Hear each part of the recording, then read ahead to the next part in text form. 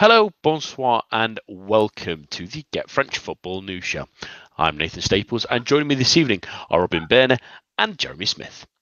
It felt like the Twilight Zone on Sunday night when it looked like my news section would start with an Eric-Maxime Choupo-Moting goal, giving Paris Saint-Germain their 8th league title. But thanks to the Cameroon international for returning to the status quo with potentially the worst miss ever.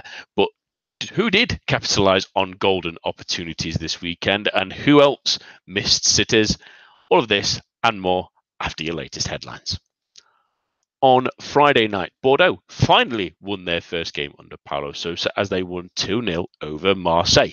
Francois Camano's penalty and Nicolas de Préville's strike earned Les Girondins their victory, which was marred slightly by Pablo's late red card as l'OM saw any realistic chance of chasing for the Champions League places go up in smoke. However, hope may have mildly renewed after Lyon fell to a surprising 3-1 defeat to Dijon. The mustard side won their first game in Ligue since January to lift themselves into the relegation playoff place, while Bruno Genesio's position at Ligue looks more and more like a formality to not be his come the end of the season. In the multiplex, Guingamp faced further heartbreak as an added time strike from Stefan Jovetic gave Monaco a 1-1 draw at the Roudour, while Caen slipped back into the relegation zone as they were beaten 2-0 at Nîmes. Elsewhere in the multiplex, two entertaining draws as Angers and Rennes fought to a 3-3 draw with goals from two barrel-named players in Jeffran Adelaide and Hatem Ben Arfa, while Saint-Etienne left it late to draw 2-2 at Amiens, failing to seize on their rivals' mistake in the chase for Champions League football. On Sunday, Lille left the door open for a coronation this weekend as Remy Oudin cancelled out Jose Font's goal in Reims' 1-1 draw with the second place side, while Toulouse have Isiaga Silla to thank for the 1-0 win over Nantes, all but sealing their safety this season, and Nice strengthened their Europa League chase with a 1-0 victory over fellow fighters Montpellier. In the final match of the weekend, Paris Saint-Germain will have to wait another week at least to be crowned Ligue champions as they would drew 2-2 with Strasbourg. Maxime Choupo-Moting gave the hosts the lead, but Nuno da Costa and Anthony Gonçalves pulled the away side in front, but Thilo Kehrer equalised late on, leaving PSG needing just to avoid defeat against Lyon next weekend to seal the title. And that's all for now. But to keep up to date with all the news in the world of French football, head on over to our website at www.getfootballnewsfrance.com and follow us on Twitter at GFFN.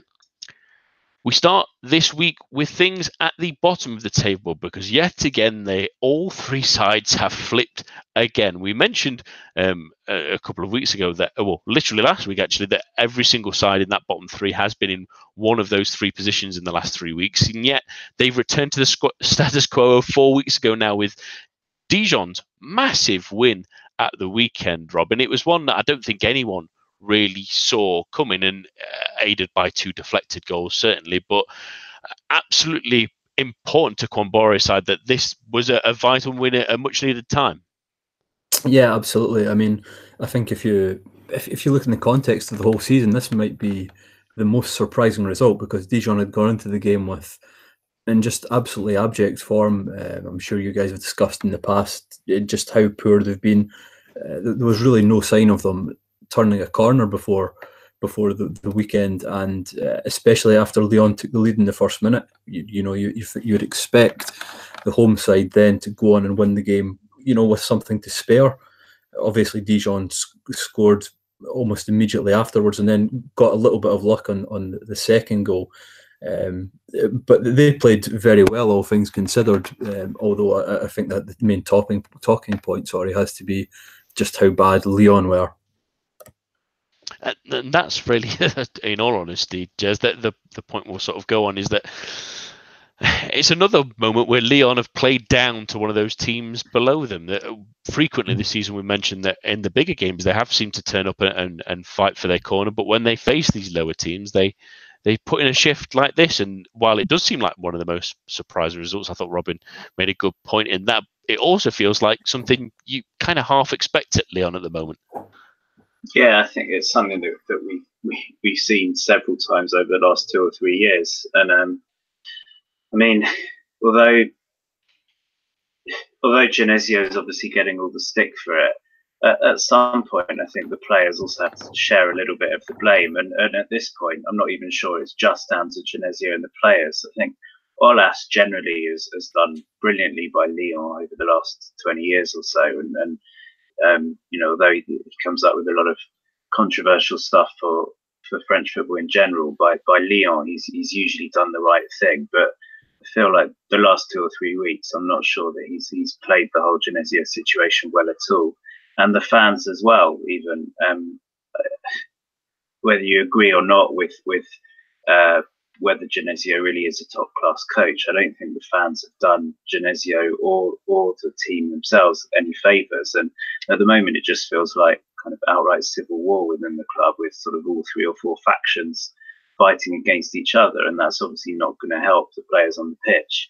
And yeah, as Robin said, that they had the perfect start, but Dijon came back extremely quickly, and whereas you'd have expected the Dijon heads to go down, it was the Lyon ones that went down instead. And um, whereas, as you said, they do play down to the lower teams sometimes, this one felt like more than that. It felt like the result of everything that's going on in and around the club at the moment.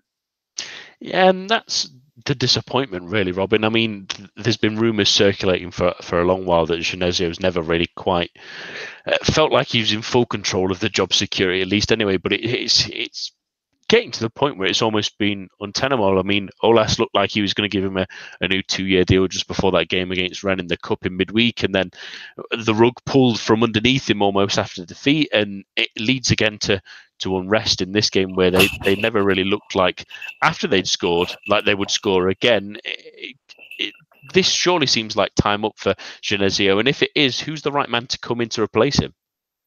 Yeah, as you say, I think his position's completely untenable. He's been left humiliated by the situation there, and it's something that should really have been resolved one way or the other before now. I think, as Jeremy said, it's left the club in a huge state of uncertainty, and obviously there's loads of different factions coming against each other, and it's actually been quite funny, I think, because it's not been an absolutely disastrous season for Lyon. They've obviously done reasonably well in the Champions League.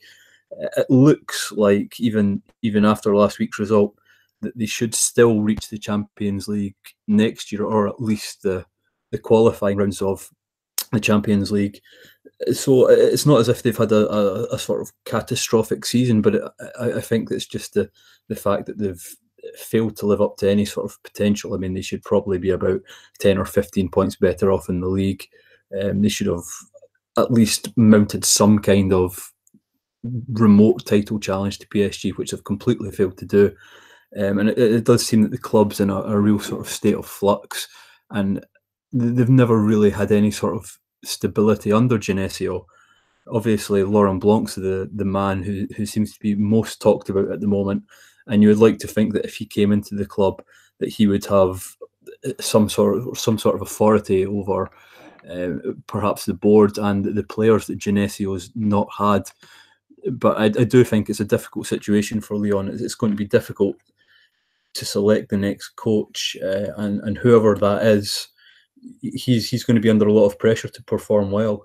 Obviously, we've had Benitez linked, and rather ridiculously Jose Mourinho linked, and to be honest, I can't imagine a worse coach for Lyon than Mourinho at the moment. Yeah, I don't think the fans or the players would be particularly pleased about the Portuguese rocking up there. But another name linked as well heavily, and they've even had to come out and deny the reports earlier this week, Jeremy, that Laurent Blanc might be the one heading there. Would he be someone that would not only be available to them and of interest for him to join them, but also someone that will push them further, because he does have a very good resume, at least anyway. But there is also concerns as well. Yeah, I think it's hard to tell with Blanc. He's obviously got the great reputation. I mean, first of all, as a player, so you'd hope that other players will sort of look up to him and play up to him, although obviously the Henry experience at Monaco shows that that's not necessarily the case.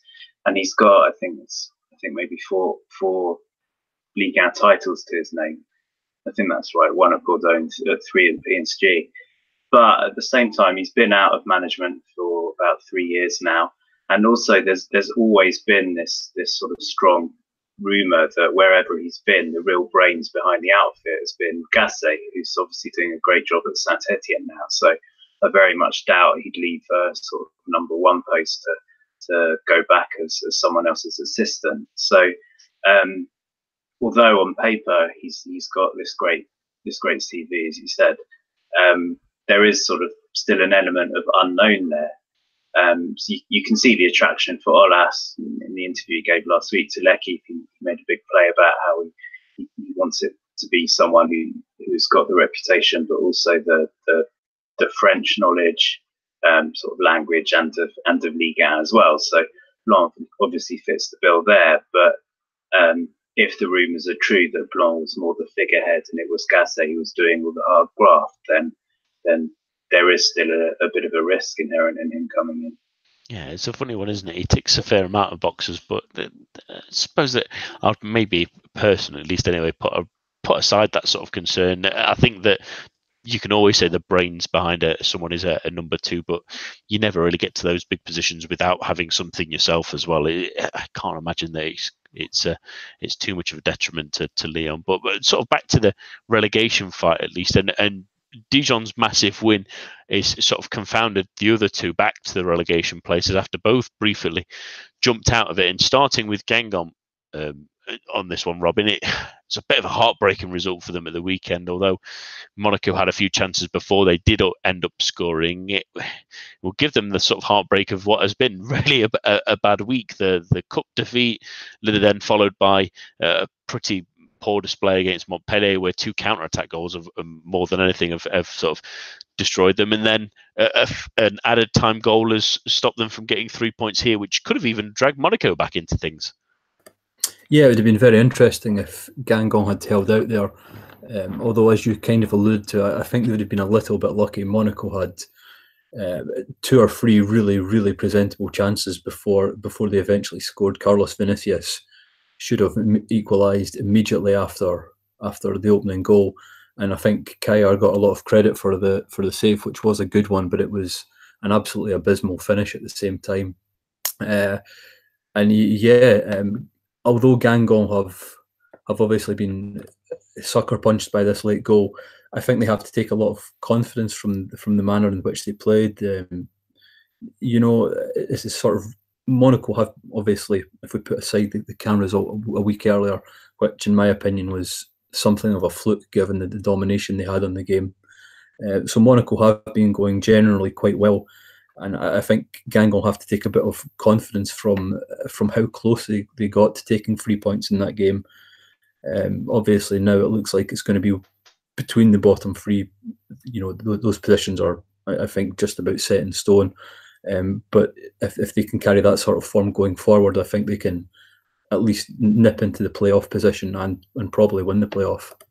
And that's sort of the goal for all 3 of them really at the moment, isn't it, Jez? But thinking of Guingamp, not just this weekend, but in the last few weeks, really, it's been a bit of an up and down time for them. It has been that result against Dijon looked like it gave them some real hope, and now they're back at the bottom of the table again, where games are starting to thin out now. But again, at the same time, they've got Strasbourg next week, which is at the moment they're in good form, but that's not necessarily you would possibly pin that as a winnable game. A home game against Marseille is possibly winnable at the moment, you might argue as well. So there is certainly still chances there, but it's just that they're running out of time more than anything.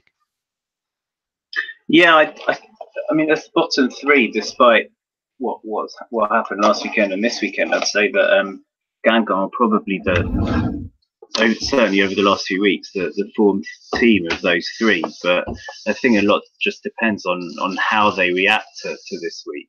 It's been such a blow for them, coming so close to winning a cup, and then coming, I guess, even closer to getting the 3 points this weekend, which would have been a huge boost to them, taking them back off the bottom and sort of reacting to those the Dijon and Caen wins. The fact that they didn't get that, and I think probably on paper they've got maybe I think you could probably argue that a harder run-in of the three teams, maybe less winnable matches, and certainly the most difficult final match of the season.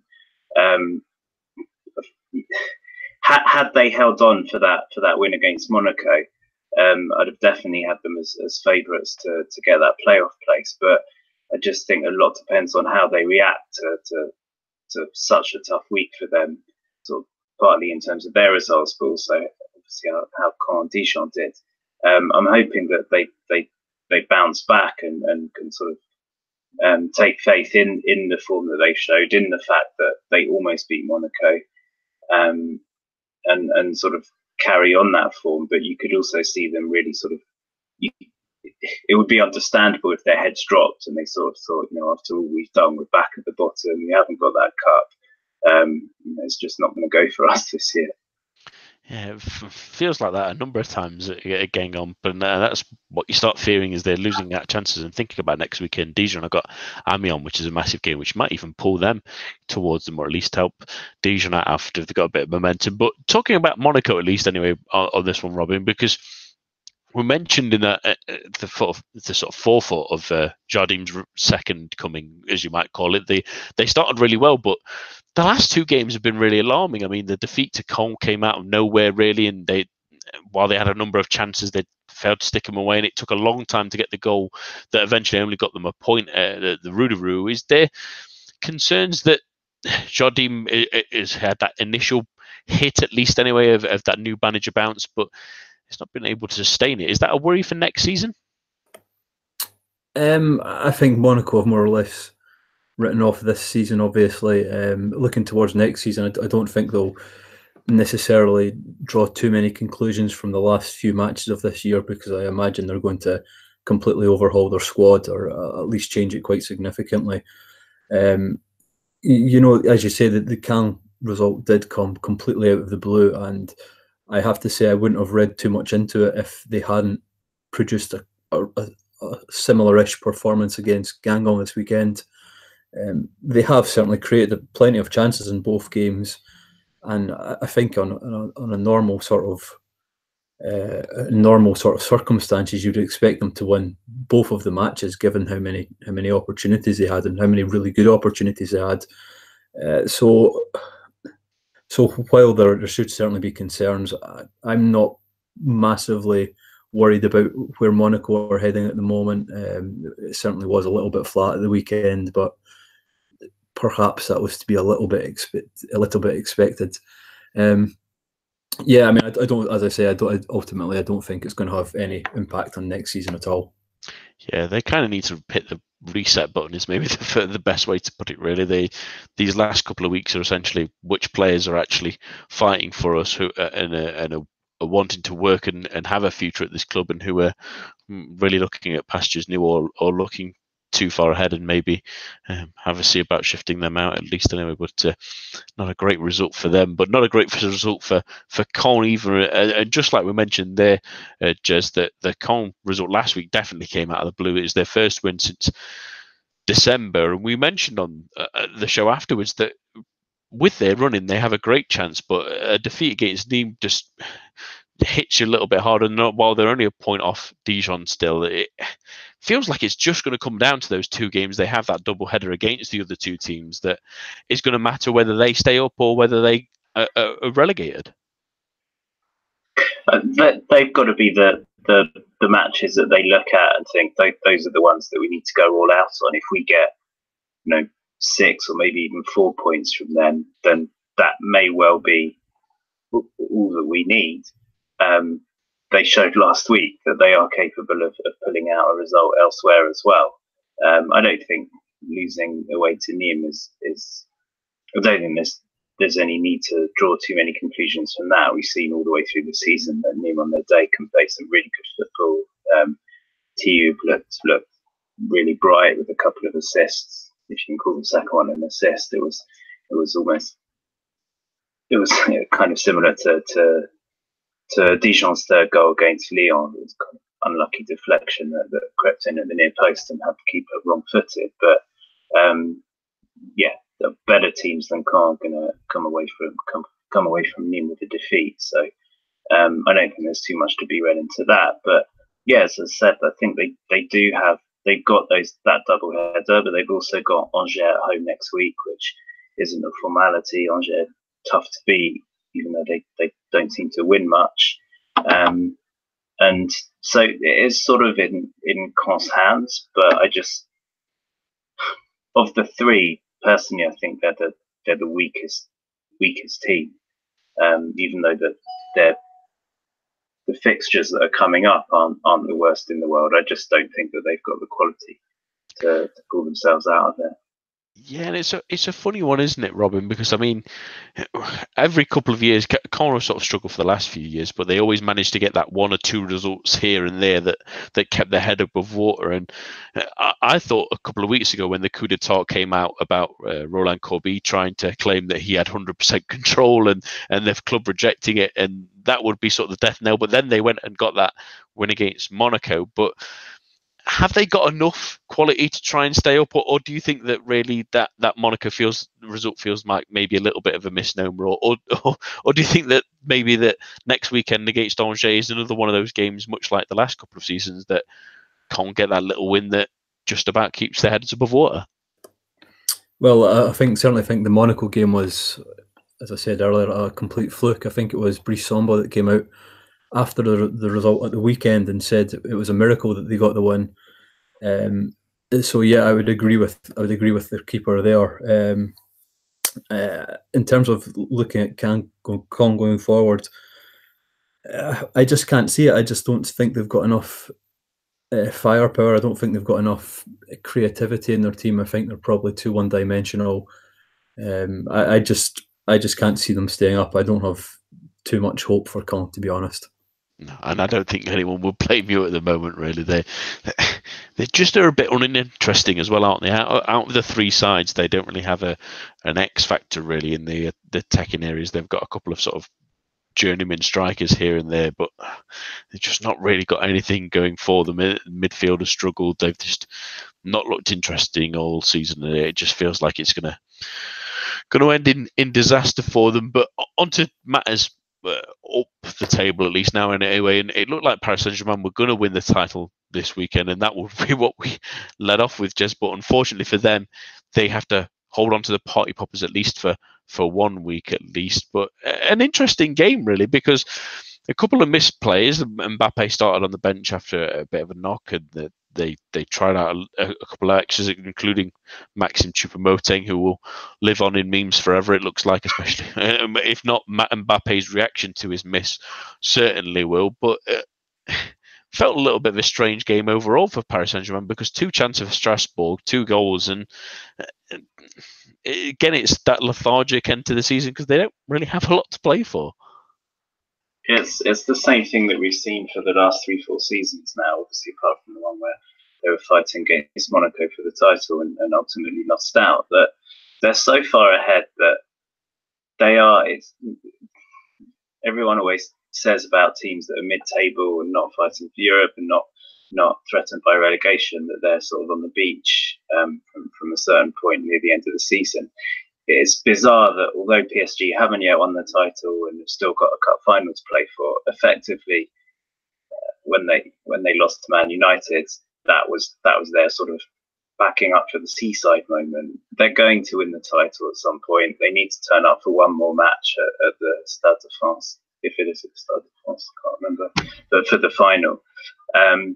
And apart from that, they just got to try to lift themselves for these matches. And maybe Tuchel's doing the right thing, mixing it up, experimenting, getting Nkunku, players like that to play a little bit more, giving Choupo-Moting a chance to add to his little goal tally. But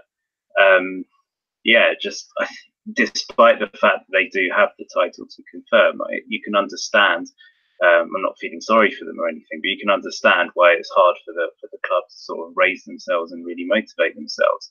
But at the same time, you've got to give Strasbourg credit. We've seen all through the season that they do play good football. They make themselves hard to beat. Certainly, they have done against PSG twice now. Gonçalves' goal was fantastic, and good for them for going to the Parc des Princes and not showing PSG too much respect and taking the game to them. Man, I think we have to sort of discuss the hot topic at the moment, Robin, and it is that miss. I was having a little bit of debate with a family member the other day, earlier today. Is that the worst miss in history? It's certainly the worst miss I can remember. People talk a lot about the chances that were harder to miss and harder to miss and score, and certainly for my money, that's one of them. I mean, when he made contact with the ball, he was almost literally on the goal line. He just needed to put any sort of remote forward momentum in the ball, and it was going to go in. It was going to go in anyway if he hadn't touched it. So yeah, for my money, it's certainly the worst miss I can remember. It's just absolutely astonishing. Yeah, and I think me and a friend joked that he almost tried to Kramaric it, the Croatian striker who nicked a hat-trick from Michek Belfodil last weekend. He almost stopped Nkunku scoring more than anything, really, it's rather than selfishly trying to get a goal himself. But Robin, sticking with you, the interesting one after the game, at least anyway, was a little bit of a tetchy side from Thomas Tuchel, who sort of went at a journalist who was in a Strasbourg shirt, which is unusual in itself, but a little bit of a show of fire from the German, a little bit, from what we've seen at least so far, a bit, not the first time that he's got a little bit annoyed at something relatively little in the end. Yeah, but I think you probably have to put it into context. He probably thought the title was going to be wrapped up last night. He will feel that the title should have been wrapped up. Obviously, Choupo-Moting's miss had a huge bearing in it not being won. The performance was mediocre at best. There was a lot of things going against PSG last night, so to be confronted by something like that immediately after the game, I've got a bit of sympathy for him, to be honest. Yeah, I think it's a strange one, isn't it? A lot of people are saying that he shouldn't really be rising to something like that, but it does seem strange for anyone really in those sort of matters to be wearing a shirt of any of the teams. Really, it seems a little bit unprofessional. I thought it was a bit unedifying from Tuchel. I mean, it was a ridiculous thing for him to do, and Paganelli sort of held his hands up and said it was just a really bad joke that went wrong. But I felt like Tuchel probably should pick his battles, and I'm not suggesting for a moment that the fact that beIN Sports and PSG are owned by the same people does have a bearing on anything that happens within the league. But if you're talking about issues of potential bias, a pitchside reporter who isn't taken that seriously anyway, wearing a shirt is a lot less potentially problematic than PSG and beIN both being owned by QSI. So I think Tuchel's on slightly dangerous ground, even making a fuss about it and highlighting it personally. And also, I've been annoyed. I get annoyed about this all the time. Like people, to be fair, mostly French people, constantly on Twitter saying, "Oh, this is so bloody typical of France and French football, and it's rubbish, and you never see this kind of thing in the Premier League." To be honest, I quite like that they have a pitch reporter, and then they get in these players' faces, and we'll probably talk about Thauvin later. You don't even get that in England, and at least most of the time the players are so polished that you just get cliches and platitudes from them anyway. But I quite like that at least in France you can get the reporters do get close to the players and close to the coaches, and we often see from the microphones as players are going back into the tunnel at half time and full time.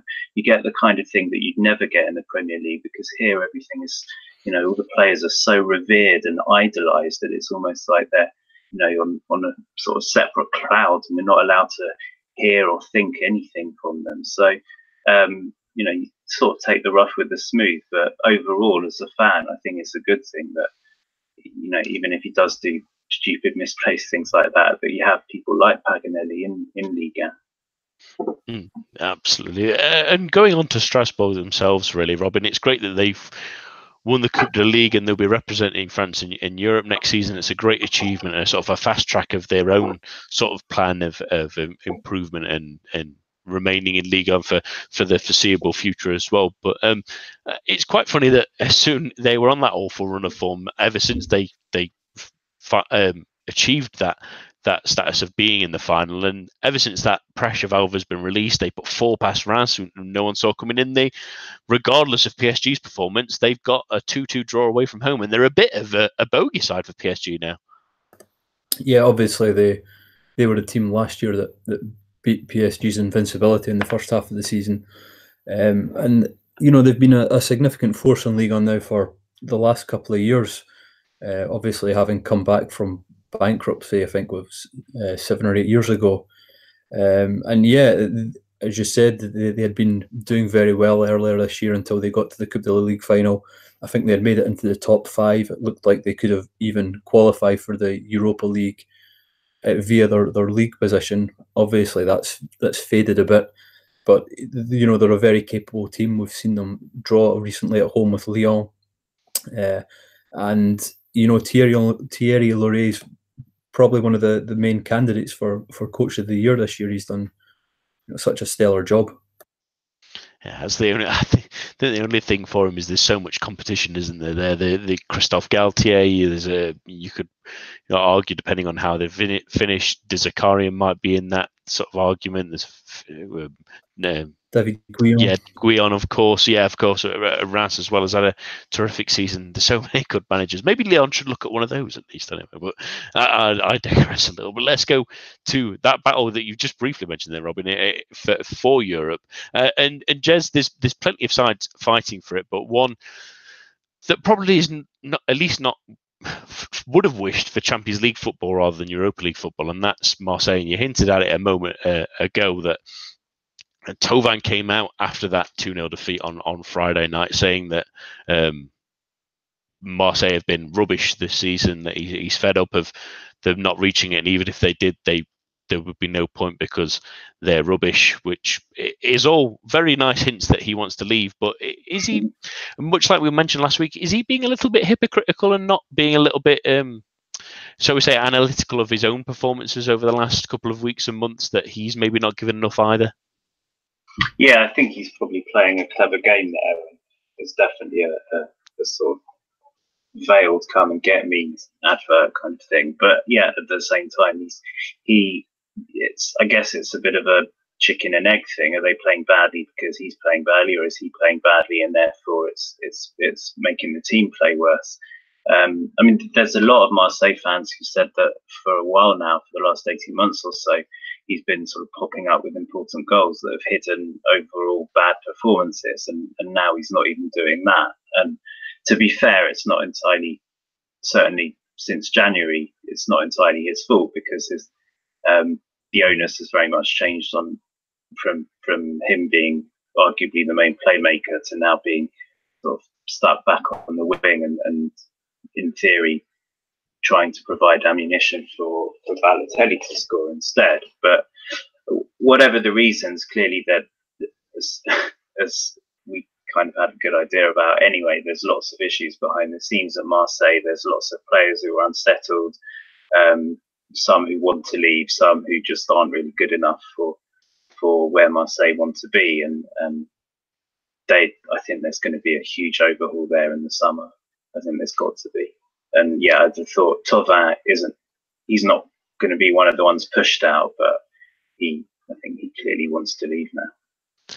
Yeah, and Robin, it was a strange result of the weekend, really. Bordeaux have been not really that much changed under Paulo Sousa, maybe a little bit more urgency in their play, but they got a nice little win here against a Marseille side that really didn't offer an enormous amount. Looking at the statistics, I remember watching it, but I can't remember them having 21 shots, but they only managed 5 on target to try and challenge Benoit Costil, and they struggled in midfield. They had defensive lapses yet again. It's maybe an arguable penalty, but a bit of a silly one. And then the second one comes from yet another Jordan Armavi mistake. And I sort of wanted to sense it on the left back a little bit, because we mentioned last season that he had a fantastic year. There was arguments that maybe he should be at least considered for the French squad, and had really bounced back since leaving Ligue 1. But this season he's taken a dramatic backward step. Yeah, but as you hinted at, he's not the only Marseille player to be really out of form at the moment. Thauvin, and I think actually Thauvin admitted towards the end of last year that he would leave Marseille this summer if they didn't qualify for the Champions League. So he's kind of already said that he will go. But obviously, a huge number of their players have taken a backward step. I'm thinking Payet particularly can't even get in the team anymore. And to the weekend, you did say it was a strange result, but equally Marseille famously haven't won in Bordeaux since 1977. So it's one of these games where form seems to go out of the window regardless. Bordeaux have been really pretty mediocre lately, and for them to win 2-0 and to win really quite comfortably 2-0 was quite surprising. Although Marseille have really revolved around Balotelli since they signed him and since he started playing regularly.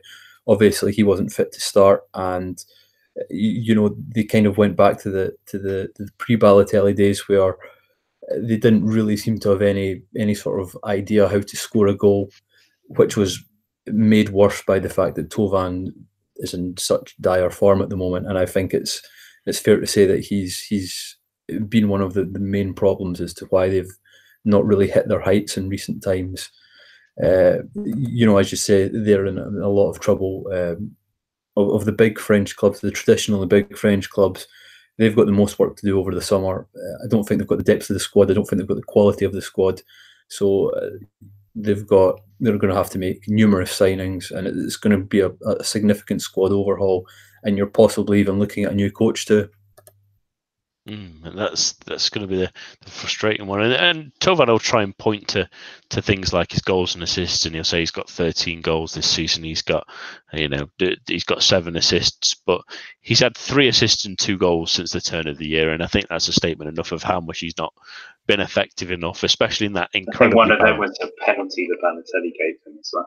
Yeah, it was against Saint-Etienne. You're absolutely right, Jez, as well. So one of them has come from the spot as well. So it's a real disappointment, really, from them that they had that terrible run, didn't they, of sort of November, December, and into January time. And as soon as Balotelli came, they had a little bit of an uplift, but it sort of masked a little bit of what they've done in the last couple of weeks. They've been really poor, and it's opened the door up for a lot of teams, really, and none more so than Reims, Jez, who've had a fabulous season. They'll be delighted that they got another draw against Lille. They've done magnificently in the games against those sides this season, and they've got an interesting running at least. Anyway, they'll have some confidence that if the Monaco that's turned up in the last couple of weeks, that if they get them, there's a great chance. They then got Saint-Etienne, which is the easiest of games, but a team in and around them at least, and then a run against Angers, Nîmes, Caen, Bordeaux before facing a PSG side that's already won the league. There's actually a great chance there for David Guillon's side to push into that 5th place, which, depending on obviously the cup final result, would be a Europa League place, and it would be some achievement.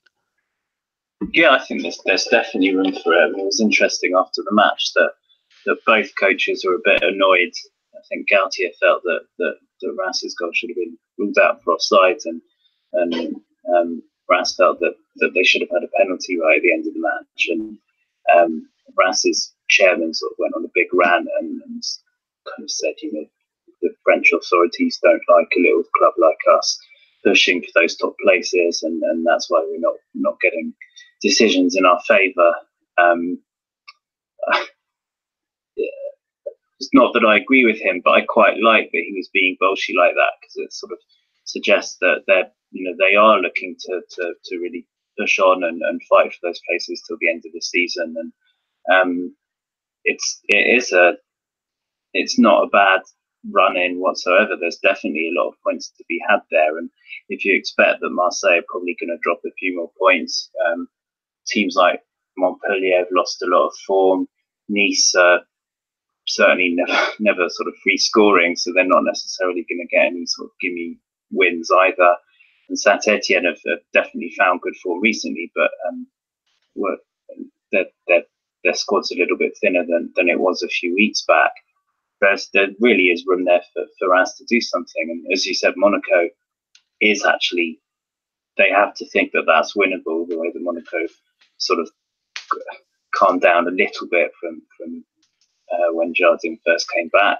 And then there's that huge Saint-Etienne match, which really could have a big bearing on the European places. But I love the way they're playing. I love that, the start of the season, it was all based on defence. The second half of the season, it's been a lot more attack minded. And so Guillon's shown that he can coach the team to do a bit of both. And I think it would be great, I think, for French football to have, one of the original sort of great French club to be back in Europe. Yeah, it may annoy him a little bit, Robin, that the result in midweek for the 4-0 defeat of Strasbourg seems like a complete misnomer to almost their entire season of how they've built on solidity. But in the second half of the season, they've done excellent to get players like Zanelli, who's added an extra injection alongside Udan, who's been terrific all season. And they've slowly grown from being just a functional side that ground out excellent results to a side that's actually become really interesting to watch. Yeah, I think you have to accept that there was a sort of an adaptation process to Ligue 1. Obviously, they won Ligue 2 last year by a huge margin, a record margin. I think they certainly picked up a record number of points and wins. So they were strong defensively last year. They've gone to Ligue 1 this year and kind of set their stall out to be difficult to beat initially. Realised that they're better than that, and they have certainly grown. Zanelli's one of the players who's most caught my eye in the second half of the season. I think he's probably been one of the January signings of Ligue 1. Mathieu Caffaro's another guy who's really impressed me, and the young striker Bouladia has come in and proven a good alternative to Pablo Chavaria. So they don't just have one or two players playing well going forward. They've really now got a unit of 5 or 6 good attackers, and they've obviously got this very strong defensive line, which really hasn't changed all year. Yeah, and it's a real credit to them that they're still fighting up there. And while a couple of results can really drop them quite far just because of the nature of this run for everyone, really, there's no doubt that they'll be delighted to even be remaining in Ligue 1 next season, especially after losing some big players in the summer as well. I'm going to split the next two teams because they did face off against each other this weekend, and Nice was the one that got the victory, Jez. And Patrick Vieira seems to be moulding them very much in his own image, because 8 of their victories this season have been 1-0, which is very reminiscent of his earlier Arsenal side, shall we say, if the champ would be 1-0 to Arsenal, wouldn't it? But they are functional, if not. At the same time, it always feels when watching a Nice game that they can just offer a little bit more, and it's epitomised in someone like Alan Saint-Maximin, who has a couple of chances at the weekend and does everything right in a couple of them, including a terrific run for one chance, but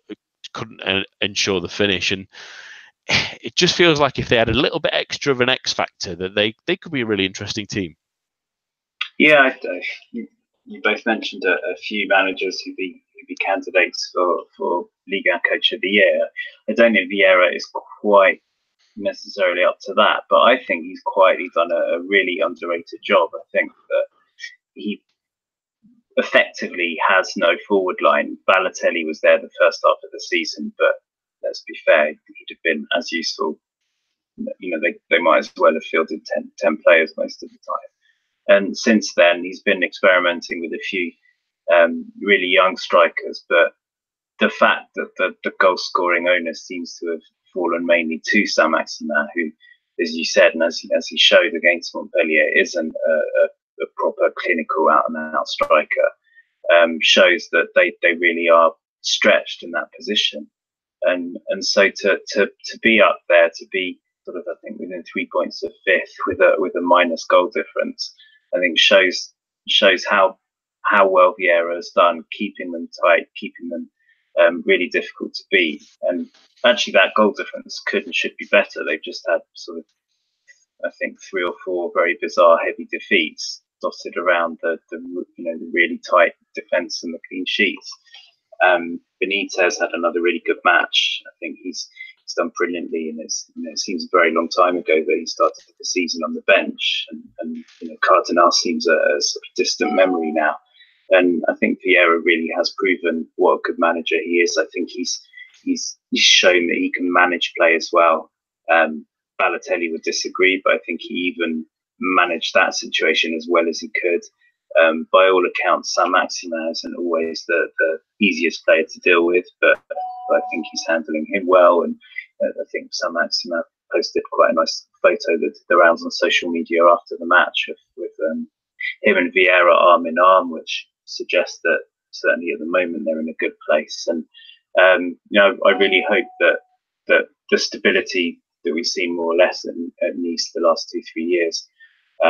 There's obviously been changes in terms of sporting director, and there's rumours at the moment that Jim Ratcliffe would like to buy them. But hopefully they can keep an element of stability, invest well, really show faith in Vieira, and hopefully with a more balanced squad next year, we'll really be able to see what a great coach he has the potential to become. Yeah, that's going to be the interesting one to follow for the summer for the club, isn't it? The fact that current owners don't seem too willing to sort of open their pockets up and try and find some players to actually influx this squad, because they've really brought in barely anyone really for the club in the last two windows. And the speech that at least Jim Ratcliffe's brother gave, saying that they wanted long-term investment for the club and were willing to really invest in football because of their passion for the sport and their love for the area, at least anyway, that would be a really interesting one if any discussions do heat up. But the club president Gauthier Gagnier did say last during the mix zone after that game that they've learnt someone wants to buy the club, but they're not willing to sell. So there's no movement there yet, but we'll wait and see. But as for their opponents, Montpellier, it's been a funny second half of the season, Robin, very similar to a lot of Montpellier seasons. It seems like they go off to such an excellent start and it fades away in the second half of the season, where they've sort of dipped in and out of wins, some crazy results here and there, especially like the 4-2 defeat to Montpellier. But regardless, they'll be happy to be in the top half of the table anyway. And with the run-in that they've got, there's wins available to them, and they've got what is now a great tandem up front, which is something we haven't seen for a long while in Montpellier. And those two in Delors and Laborde just never really quite worked anywhere else in the last couple of years. But together, they just made a nice little dynamic duo that they've built on, and something they can build on for next season. Yeah, absolutely. Montpellier, one of these teams that, avoiding the worst of the relegation battles, almost what they're aiming at for the start of the season. It does look like Europe's going to be a little bit beyond them. I think they've only won a couple of Ligue 1 matches since the turn of the year, maybe 3, and they've not really beaten anybody of note. So you'd be surprised if they kind of kicked on again, although I think they've got Toulouse at the weekend, which is certainly a winnable match. But yeah, as you said, going on to the Delors and Laborde, they've both had very strong seasons. Delors is obviously a player who's kind of flashed in and out of form, depending where he's been and at what particular stage of his career it's been. And Laborde was a really good pickup in the summer. If you remember back, it was his exit from Bordeaux that really was the catalyst of Poyet leaving Bordeaux, and then effectively them falling apart. And certainly Bordeaux's loss has been Montpellier's gain. And yeah, I can see them finishing top half. They will be a little bit disappointed about how the season's kind of petered out, but I think they can be proud of their efforts. Yeah, it's a bit funny that we forget about that sort of moment, isn't it? Right near the start of the season, that it was sort of done behind Poyet's back and led to that. But he's been terrific for Montpellier, and they'll be delighted. The final team, just quickly, we want to mention in this race to Europe, because ironically, Jez, if they win the Coupe de France final, it won't matter for the rest of a lot of these teams, because they'll steal the place. But Rennes will be a little bit disappointed at their performance of the weekend, simply because they got themselves into a great position and let it slip on a couple of occasions, got themselves ahead and went 2-1 down. They got 3-2 up and then allowed it to slip in the final moments. But the real talking point, I suppose, in that game is the one that a lot of YouTubers will love, and those on Twitter, is the wonderful, yet again, Hatem Ben Arfa goal, just reminding us of the quality he can do. Yeah, well, I'm not his biggest fan, so I'm not going to be overly charitable. And the fact that you mentioned YouTube probably sums it up. I'm also not a big Barton fan, but I can't remember who it was. Maybe Neymar, who he described as a YouTube player. I think Ben Arthur definitely is one of them. As a neutral, paying to hope that he does something like that, it's fantastic. But I'd still be very frustrated if he was playing for my team and going missing for a few matches, even if you get that sort of split second or 30 seconds of brilliance like he came up with on at the weekend. And maybe that's sort of where Rennes are at the moment, that they're so close to being a really good team, and Stefan hasn't been there long, and the way he's going so far, he probably, it looks like he is on the way to making them a good team, as long as they don't do what they did the last few summers and have too much of an overhaul where it wasn't needed. If he can keep all those young players at the club, keep them motivated and playing for him, then next season, with a full pre-season under him and a full season under him, I think they really should be challenging for Europe. But this year it seems they're just a little bit too far out. I know it's sort of quite bunched up and they've got a game in hand, but it just feels like it's sort of surprising, considering how good their 2019 has felt so far, that they're still mid-table, they're still in 10th place. It feels like they could and should be a lot higher than that. And this weekend's results sort of showed where it is that they need to improve. Maybe they're still a little bit naive, and they need to work a little bit better on closing games out once they've taken the lead and that kind of thing.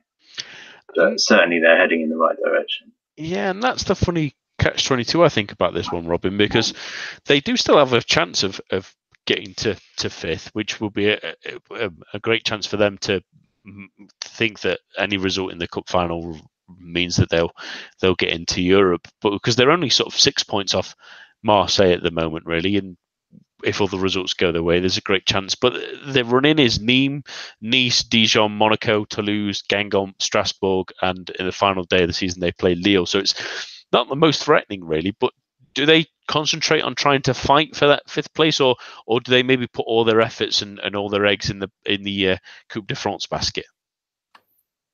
Yeah, I mean, I guess that's the question with them. They've obviously got this game in hand against Nîmes tomorrow night as well, which if they win that reduces it to 3 points, I guess. And then all of a sudden things look really pretty rosy for them with Dijon and Guingamp in the running. I think with regards to the Coupe de France final, I think that's one that they have to go out and try to win. Rennes aren't a club with a particularly good history of winning trophies. They've obviously had heartache in the Coupe de France final in recent years. They've lost twice to Guingamp. So I think for the prestige of the club, I think the Coupe de France final has to be their chief priority. But obviously they can't allow the league just to kind of drift by either. They should have enough time after the final to kind of regain their energy and make a final push in May. But I certainly think that match against PSG could be one that defines their season, and it's one that they've got a chance of winning if they play to their very best, particularly as we've seen PSG struggle in recent times. Although I think PSG are hopeful of having Neymar back by that stage. Yeah, it's going to be a funny one, isn't it? Especially if Neymar is back, that makes Rennes's task even more difficult. We're going to finish tonight with our usual Liga snapshot, so a story from this weekend, or from this week at least anyway, that we've not talked about this evening. And I'll start with yourself, Jez. What's your Liga snapshot this week? Partly because it's pretty much the only match that we haven't really spoken about, actually. I just wanted to mention Amiens Saint-Etienne. Saint-Etienne certainly over the last few years haven't necessarily been known for playing the sort of great champagne football, but it was a 2-2 draw. But it was a fantastic match, just end-to-end stuff, some great goalkeeping from Gertner, especially. I think Woodwork hit a few times. A couple of great goals in there. Nice double from Konate, who's kind of one of our favourites and someone that we've spoken about before as being sort of key to Amiens' chances of staying up. You got a red card in there. There was just a bit of everything, and it was again just sort of defending Ligue 1. Often it's maligned as a boring league compared to others, but you do every now and again get a sort of jewel of a match, and this one really was one of them. Cracking match. Yeah, and all I could think at the end of it as well was one of these teams that are fighting for Europe that's not getting the goals has to look at Moussa Konate this summer.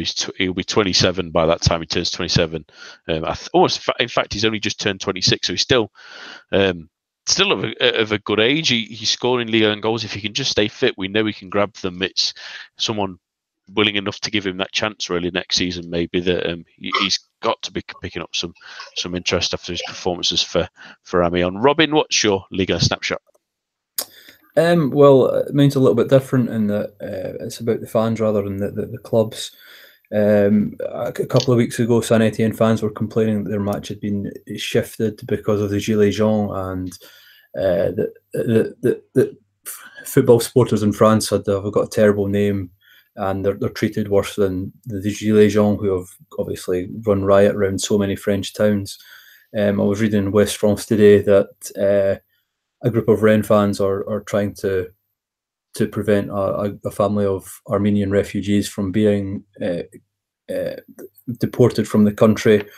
The kids are fans of football.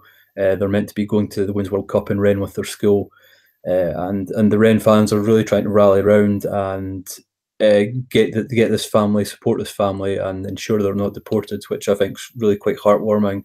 It gives a good impression of football fans, which isn't really the case in France, as I've mentioned. So, yeah, I would go with this. Yeah, it's nice to hear that, especially, like you say, not just in France at the moment. There's a lot of unrest with fans in a number of different areas at the moment, and it's great to hear a lovely story like that. Mine goes to the player who's going to win what I like to call the Kawasaki Award of being the most nutty red card footballer of the season in Ligue 1, and that's André Girotto, who got his third red card this weekend. It was a bit of an over-the-top challenge on the ball, and it's not surprising to see him have 5 yellow cards and 3 reds in 16 games and 15 starts, which is pretty impressive in itself. But I don't know how other managers handle this, but I don't think I would have. I don't think he'd have any wages left if he had 3 red cards for me in a season. Let's put it that way. But not the most prestigious of awards to give the Brazilian, but I don't think anyone is going to have the mood to catch him yet. Although there's maybe just enough games for Kawasaki to get his own couple of red cards and get his suspensions out of the way, but we shall wait and see on that one. That's all that we have for this week. My thanks to Robin, Jez, and all of you listening at home. Do join us for the preview show, which will be back on Thursday, and the main show will be back at the same time, same place next week. A bientôt and goodbye.